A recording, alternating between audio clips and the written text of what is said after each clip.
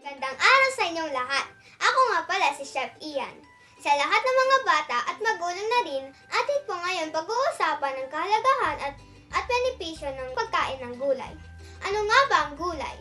Ang gulay ay tanim o bahagi ng tanim tulad ng ugat, tangkay, talbos, dahon, bunga o bulaklak na kalimitang inihahain bilang ulam o ensalada. Mayroong dalawang grupo ng gulay. Ang madahong berde at tilaw na gulay at ang iba pang gulay. Malalaman sa kulay at bahagi ng tanim na kinakain ang kahalagahang pangnutrisyon ng gulay. Ang mga madahong berde at tilaw na gulay ay sagana sa beta-carotene na nagiging vitamina A sa katawan. Tumutulong ito sa ating mga mata na maging mas malinaw sa gabi o sa dilim. Ito rin ay kailangan sa paglaki ng mga bata. Ang madahong berde at tilaw na gulay ay mayaman din sa iron o yero at calcium.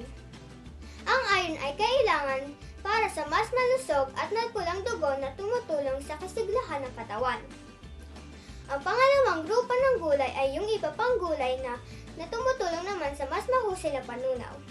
Nagtataglay din ito ng mga bitamina at mineral bagamat hindi kasing sagana sa sustansyang taglay ng berde at madahong gulay.